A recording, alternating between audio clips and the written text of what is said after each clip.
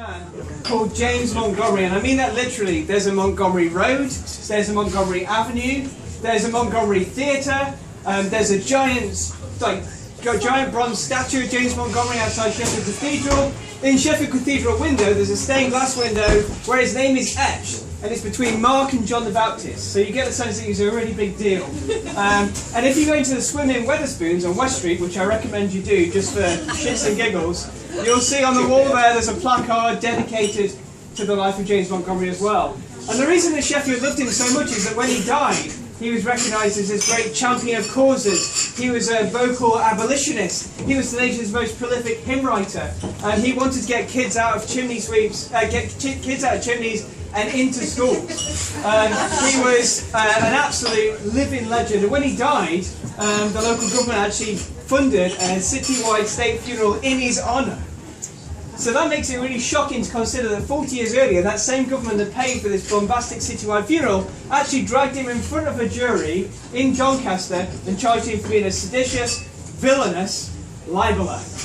And how that happened when he was 23 is sort of the story that's in this book.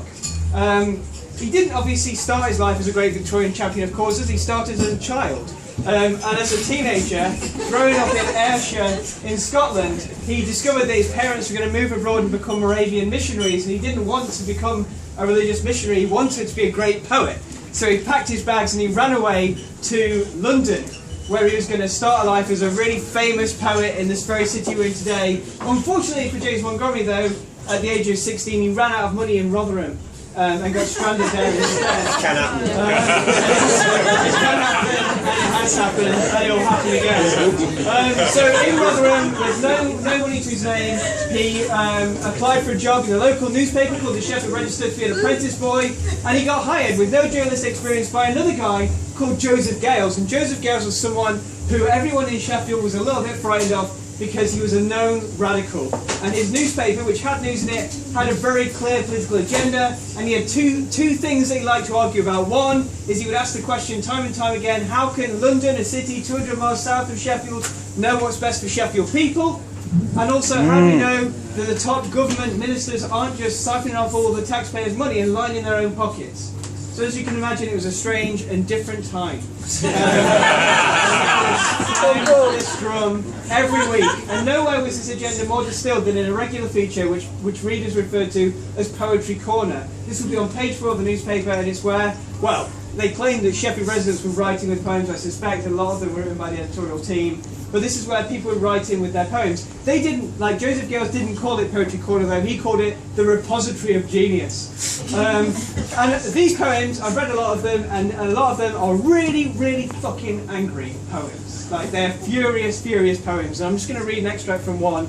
And I absolutely adore this poem actually. So this came out in Sheffield in 1794, and it's called The Ox Overdriven, an Original Fable. I won't read it all, but the first half is a fable about an ox which is taken to Smithfield Market, but the drovers of the ox, the people who are taking it to the market, are drunk and they keep poking it with sticks.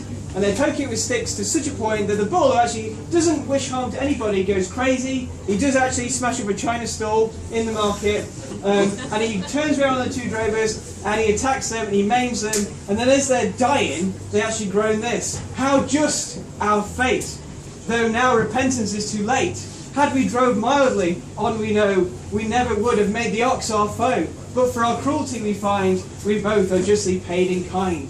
You think, oh, it's a fable, this must mean something I can work out. But actually, if you then look to the end of the poem, it goes like this. The fable's told, the moral's next. So we're going to tell you what it means. At which some people may be vexed, but what care I for their vexation? Themselves must make the application. The ox in this poem are the people of this country, and the drivers the ministry. So there's no pretense, and it goes on. The ministry have galled and pricked the nation. They found at last to their vexation that Britons may obey through love. They may be led, but won't be drove. Then let the drovers of the state beware the Smithfield drovers' fate, and cease their galling base oppression, ere they be brought to their confession. Hey! Exactly. And if you're wondering if that was okay to be printed that sort of thing in 1794 in Sheffield, the answer is no, it wasn't.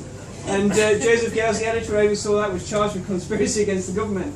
and had to run away to America, and the paper was just stopped happening, so he had to run away. But young James Montgomery used sort of an 18th century Kickstarter to crowdsource the money to continue the paper as the Sheffield Iris, and he continued Joseph Gale's politics, he continued calling the government out on their bullshit, and he was also arrested twice within 6 months on really dubious charges of sedition. The first time for printing a poem, which he claimed he'd never seen, and that his defence lawyer proved had actually been printed 10 years earlier and not even in the newspaper, but he was found guilty anyway and sent to jail.